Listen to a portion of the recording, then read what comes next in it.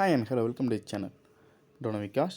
இப்போ சேனலில் பார்க்குறது ரினியூவபிள் சோர்சஸ் ஆஃப் எனர்ஜி அண்ணா யூனிவர்சிட்டியில் ரெகுலேஷன் 2017 சப்ஜெக்ட்டை பற்றி பார்க்குறோம்.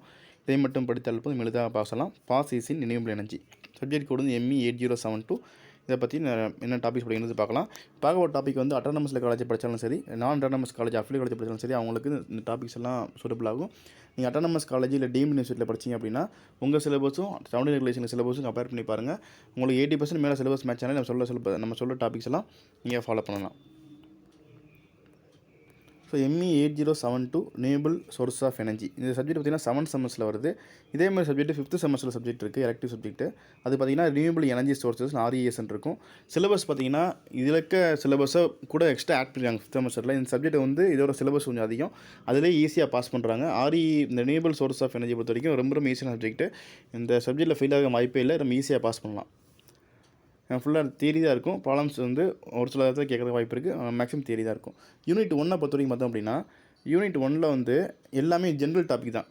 உங்களுக்கு வந்து பேசிக் நாலேஜ் கொஞ்சம் ஜென்ரல் அவேர்னஸ் இருக்கணும். இருந்தால் நீங்கள் யூனிட் 1 பொறுத்த வரைக்கும் நீங்கள் ஓரளவு நீங்கள் தெரிஞ்சதை வச்சு எழுதிடலாம். ஃபஸ்ட்டு பார்த்தீங்கன்னா environmental aspects, energy utilisation, environmental aspects பற்றி கேட்டாங்க அப்படின்னா நீங்கள் என்ன எழுதினாலுமே மார்க் இருக்குது, கண்டிப்பாக உங்களுக்கு தெரியும். அவேர்னஸ் சரியாக கொடுத்துருக்காங்க. இதை பற்றி என்ன எழுதினாலும் உங்களுக்கு மார்க் கண்டிப்பாக இருக்கும். அடுத்து ரினியூவபிள் எனர்ஜி சினாரியோ தமிழ்நாட்டில் வந்து என்ன மாதிரி ஆக்ஷன் எடுத்துருக்காங்க, அங்கெங்கே அந்த பவர் பிளான்ட்ஸ் இருக்குது, எங்கெங்கே வந்து ரினியூவபிள் சோர்ஸ் ஆஃப் எனர்ஜி எங்கே எடுக்கிறாங்க, இந்தியா லெவலில் எப்படி இருக்குது, வேர்ல்டு லெவலில் எப்படி இருக்குன்னு உங்களுக்கு தெரிஞ்சிருக்கும்.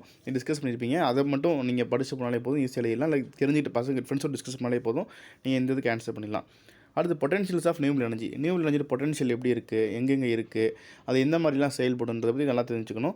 ஒரு economics of renewable energy use பண்ணுறது மூலமாக எந்த அளவுக்கு நம்ம எக்கனாமிக்கல் சுச்சுவேஷன் எப்படி இருக்குது, எக்கனாமிக்கல் எப்படி சேவ் பண்ண முடியும், எவ்வளோ செலவாகுன்றதை பற்றி நமக்கு நல்லா தெரிஞ்சிருக்கணும். ஸோ ஃபஸ்ட் யூனிட் பொறுத்த வரைக்கும் full and full general topic தான். நீங்கள் படிக்கணும் அவசியமே இல்லை. ஜென்ரல் ஃப்ரெண்ட்ஸோட டிஸ்கஸ் பண்ணாலே நீங்கள் வந்து ஈஸியாக எழுதிடலாம். ஸோ யூனிட் 1 வரைக்கும் பிரச்சனை இல்லை. நீங்கள் என்ன ஓரளவு எழுதுனாலே நல்லா ஒரு கண்டென்ட் வந்து தெரிஞ்சுட்டு எழுதினீங்கன்னா மார்க் கண்டிப்பாக இருக்கும். Unit 2 solar energy. இந்த சோலார் எனர்ஜியை பொறுத்த வரைக்கும் சோலார் ரேடியேஷன் மெஷர்மெண்ட்ஸ், இதில் வந்து நிறைய இன்ஸ்ட்ருமெண்ட்ஸ் இருக்கும். இதுக்கு டயராம்ஸ் வரும். டயராம் வந்து தெளிவாக பார்த்துக்குங்க. சில சமயங்களில் இது ப்ராப்ளம்ஸ் கேட்கறதுக்கான பாசிபிலிட்டிஸ் இருக்குது. ஃப்ளாட் பிளேட் கான்சன்ட்ரேட்டிங் கலெக்டர் பார்த்திங்கன்னா எல்லா டைப் படிக்கணும். மேக்ஸிமம் பார்த்திங்கன்னா வந்து இந்த பேரபோலாய்டு, அப்புறம் டிஷ் டைப்பு, அப்புறம் வந்து டவர் டைப், இந்த மாதிரிலாம் சில டைப்ஸ் கொஷின் வந்து பாசிபிலிட்டிஸ் நிறையா இருக்குது. அதெல்லாம் பார்த்து வச்சுக்கோங்க. அதை வந்து சோலார் பவர் ஜென்ரேஷன் எப்படி ஒரு வெறும் PV செல் மூலமாக வரும் தெரியும். அந்த PV செல்லை பற்றி நல்லா தெளிவாக படிச்சுக்கணும். PV செல் எப்படி ஒர்க் ஆகுது, PV செல் டைப் எப்படி இருக்குது அப்படின்னு தெரியணும். அப்புறம் வந்து அப்ளிகேஷன் PV செல்லே பார்த்திங்கன்னா இப்போ எக்கச்சக்கமான வேரியன்ட் வந்துருச்சு. PV செல்லை பற்றி உங்களுக்கு தெரியணும். முதல்ல அது எப்படி பவர் ஜென்ரேஷன் உருவாக்குதுன்றது மெத்தடும் உங்களுக்கு தெரியணும். ஸோ சோலார் எனர்ஜி பொறுத்த வரைக்கும் ரொம்ப சிம்பிளாக நீங்கள் ஈஸியாக எழுதிடலாம். இன்னும் டைப்ஸும் கம்மியாக தான் இருக்கும். டைப் நிறையா இருந்தாலும் கூட உங்களுக்கு எப்படின்னா ரொம்ப டிஃப்ரென்ஸ் இருக்காது. ஒரு டைப் இன்னொரு டைப்புக்கு டிஃப்ரென்ஸ் இருக்காது. ஈஸியாக நீங்கள் எழுதிடலாம் சோலார் எனர்ஜியை பொறுத்த வரைக்கும். யூனிட் 3 பார்த்திங்கன்னா விண்ட் எனர்ஜியில் பார்த்திங்கன்னா types of wind and system. இந்த விண்ட் எனர்ஜியை கலெக்ட் பண்ணுறது என்னென்ன சிஸ்டம் இருக்குது, என்ன டைப்ஸ் அப்படின்றத பற்றி படிக்கணும். அப்புறம் சைட் செலெக்ஷன். இந்த சைட் செலெக்ஷன் கொஷின் வந்து ரொம்ப சிம்பிள். நீங்கள் என்ன எப்படி எழுந்தாலும் கண்டிப்பாக உங்களுக்கு மார்க் இருக்குது. நீங்கள் ஈஸியாக வந்து மார்க் வாங்கலாம். இது வேணால் அவசியம் கேட்க மாட்டாங்க. அப்படி கேட்டாங்க உங்களுக்கு லக்கு தான் சைட் செலெக்ஷன் வந்து. அப்புறம் வந்து wind diamond generator type. Generator type பார்த்திங்கன்னா வெர்டிக்கல், ஹரிசாண்டல் நிறைய டைப்ஸ் இருக்குது. நீங்கள் அந்த டைப் எல்லாம் பார்த்து வச்சுக்கோங்க. அதில் இருக்க டயராம்ஸ் எல்லாம் போட்டு பார்த்துக்குங்க. அப்புறம் சேஃப்டி என்வாயன்மெண்ட் ஆஸ்பெக்ட்ஸ். ஒரு எனர்ஜி சிஸ்டம் யூஸ் பண்ணுறோம்னா அதில் என்ன சேஃப்டி தெரியணும். என்வாயன்மெண்ட் யூஸ் பண்ண போகிறோம்னா என்வாயன்மெண்ட் ஆஸ்பெக்ட் நல்லா தெரியணும். எல்லாம் ஏதாவது சொல்ல போனால் இந்த சப்ஜெக்டே ஃபுல் அண்ட் மேக்ஸிமம் ஜென்ரலாக தான் இருக்குது. கொஞ்சமாக தான் உங்களுக்கு டெக்னிக்கல் கண்டென்ட் இருக்குது. யூனிட் 4 பார்த்தோம் அப்படின்னா பயோ எனர்ஜி.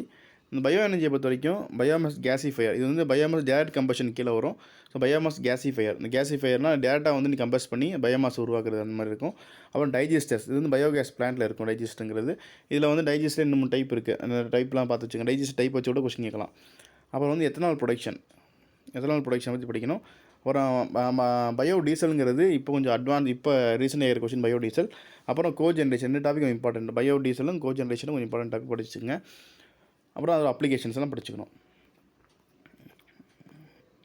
யூனிட் 5 பார்த்திங்க அப்படின்னா அதர் ரினியூவபிள் எனர்ஜி சோர்சஸ். இதுதான் பெரிய டாபிக். யூனிட் 5 தான். இந்த டைடல் எனர்ஜி வந்து டைடல் எனர்ஜி கேட்கலாம், வேவ் எனர்ஜியை பற்றி கேட்கலாம். அப்புறம் வந்து OTEC சைக்கிள். இதில் ஓப்பன் அண்ட் க்ளோஸ் சைக்கிள் இருக்குது. இதை பார்த்துக்குங்க. அப்புறம் ஸ்மால் ஹைட்ரோ பவர் பிளான்ட் அப்படின்றத பற்றி ஒரு important question. Small power plant. அப்புறம் ஜியோ தெர்மல் எனர்ஜி. இதெல்லாமே ரொம்ப சிம்பிளான டாபிக். ரொம்ப கஷ்டப்பட்டு படிக்கணும் அவசியமே இல்லை. ஒரு டயராம் பாருங்கள். டயராம்குள்ளே ஒர்க்கிங் மினிட்ஸ் பார்த்திங்கன்னா போதும், மொத்தம் ஈஸியாக நீங்கள் பாஸ் பண்ணிடலாம். அடுத்து ஃபியூல் செல். இந்த ஃபியூல் செல்லுங்கிறது ரொம்ப இம்பார்ட்டன்ட் டாபிக். இந்த ஃபியூல் செல் படிக்கும்போது ஃபியூல் செல் டைப்ஸ் படிக்கணும், ஃபியூல் செல் எப்படி ஒர்க் ஆகுதுன்னு படிக்கணும். அப்புறம் ஃபியூல் செல்லில் வந்து ஹைட்ரஜன் எப்படி கிரியேட் ஆகுது அப்படின்றத பற்றி ஃபியூல் தெளிவாக படிங்க. ஃபியூல் செல் ஒரு கொஸ்டின் வரதுக்கான பாசிபிலிட்டிஸ் நிறையா இருக்குது. ஒரு ஹைபிரிட் சிஸ்டம். ஹைபிரிட் சிஸ்டத்தில் பார்த்திங்க அப்படின்னா மேக்னெட்டோ ஹைட்ரோடைனமிக் பவர் பிளான் ஒன்று இருக்கும், அது வரதுக்கான பாசிபிலிட்டிஸ் இருக்குது. ஸோ மொத்தம் இது எல்லாமே பார்த்திங்கன்னா யூனிட் 5 முடிஞ்சு. ஸோ இவ்வளோ தான், ரொம்ப ரொம்ப சிம்பிள் தான். இது ப்ரெசென்ட் பண்ணுறது எப்படி மட்டும் சொல்லியிருக்கேன். இப்போ ப்ரெசென்ட் பண்ணும்போது பார்த்தீங்கன்னா இந்த RESஸை பொறுத்த வரைக்கும் ரினியூவபிள் எனர்ஜி சோர்ஸஸை பொறுத்த வரைக்கும் இந்த subject new source of energy. ஏன்னா 5th செமஸ்டர் சப்ஜெக்ட் இருக்குது ரினியூவபிள் எனர்ஜி சோர்ஸஸ் RES. இப்போ இது RSE.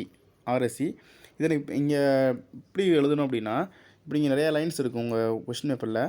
கண்டிப்பாக நீங்கள் பாயிண்ட் டு பாயிண்ட் எழுதணும். நிறைய பேர் என்ன செய்யணும், பாயிண்ட் டு பாயிண்ட் எழுதும்போது இந்த இடத்துல ஆரம்பிக்கிறாங்க. இவ்வளோ கேப் வந்து ஃப்ரீயாக இருக்குது. அப்படி எழுதினாலே உங்களுக்கு கான்ஃபிடென்ட் இல்லை அப்படின்றது நல்லா தெரியும். நீங்கள் வந்து ஒன்றுமே படிக்காமல் எழுதுறீங்க அப்படின்ற மாதிரி ஒரு தேவையில்லாமல் ஒரு மாயை கிரியேட் பண்ணும். அதனால் வந்து ஒரு பாயிண்ட்ஸ் ஆரம்பிக்கிறது கொஞ்சம் பக்கத்துலேருந்து ஆரம்பிங்க. அதே மாதிரி பாயிண்ட்ஸ் போடும்போது வேறு கலரில் கொடுங்க. கடைசியாக பாயிண்ட்ஸ் போடுங்க. எல்லாம் எழுதி முடிச்சுட்டு கடைசியாக ஒரு 10 மினிட்ஸில் பாயிண்ட்ஸ்லாம் போடுங்க. டிஃப்ரெண்ட் கலர் பென்ஸ் யூஸ் பண்ணுங்கள். டிஃப்ரெண்ட் கலர் பண்ணால் ஒன்று பிளாக் யூஸ் பண்ணணும், இன்னொன்று வந்து ப்ளூ மட்டும், இது மட்டும் யூஸ் பண்ணணும். பிளாக் அண்ட் ப்ளூ யூஸ் பண்ணுங்கள். நீங்கள் எப்படி எழுதணும் அப்படின்னா, ஃபஸ்ட்டு வந்து அந்த கொஸ்டின் ஹெட்டிங் போட்டுருங்க, ஒரு ஸ்கிமேட் டயக்ராம் வரைஞ்சிருங்க, அதுக்கு பார்ட்ஸை ஒவ்வொன்றா எக்ஸ்பிளைன் பண்ணுங்கள், ஒர்க்கிங் பிரின்சிபல் சொல்லுங்கள், அப்புறம் அட்வான்டேஜ் அப்ளிகேஷன், இந்த மாதிரி ஆர்டர் இருந்தீங்கன்னா ரொம்ப ஈஸியாக இருக்கும். டயக்ராமுக்கு அதிகம் இம்பார்ட்டன்ஸ் கொடுங்க. டயக்ராம் நீட்டாக இருந்தாலே உங்களுக்கு மார்க் பாதி மார்க் மேலே ஈஸியாக வந்துடும். டயக்ராமே போடாமல் வெறும் தியரி ஒன்று படிச்சு பண்ணிங்க அப்படின்னா கண்டிப்பாக மார்க் வராது. டயக்ராம் பாருங்கள், ஃப்ரெண்ட்ஸோட டிஸ்கஸ் பண்ண ஒர்க்கிங் பிரின்சிபலை படிக்கணும் அவசியமே இல்லை. டயக்ராம் பார்த்துட்டு போங்க, ஃப்ரெண்ட்ஸோட ஒர்க்கிங் பிரின்சிபல் டிஸ்கஸ் பண்ணுங்கள். அப்புறம் ஒவ்வொரு பவர் பிளான்ட்டை பற்றியும் ஜென்ரல் டிஸ்கஸ் பண்ணுங்கள், ஒவ்வொரு எனர்ஜி பற்றி டிஸ்கஸ் பண்ணுங்கள். இதெல்லாம் நீங்கள் போய் எழுதி ஈஸியாக பாஸ் ஆகிடலாம். இந்த சப்ஜெக்ட்டில் ஃபெயில் ஆக வாய்ப்பே இல்லை. கண்டிப்பாக 100% ரிசல்ட் வந்துடும் உங்கள் எல்லாத்துக்குமே. எழுதுன எல்லாருமே கண்டிப்பாக பாஸ் ஆகிடுவீங்க. டயக்ராம் மட்டும் பார்த்துட்டு போங்க, கொஞ்சம் ஃப்ரெண்ட்ஸோட டிஸ்கஸ் பண்ணுங்கள், போதும். அவ்வளோதான். கண்டிப்பாக வீடியோ பிடிச்சிக்க நம்புறேன். இந்த வீடியோ பிடிச்சி லைக் பண்ணுங்கள், ஃப்ரெண்ட்ஸ் உங்களுக்கு ஷேர் பண்ணுங்கள். தொடர்ந்து சேனலை சப்போர்ட் பண்ணுங்கள், சப்ஸ்கிரைப் பண்ணுங்கள். நன்றி.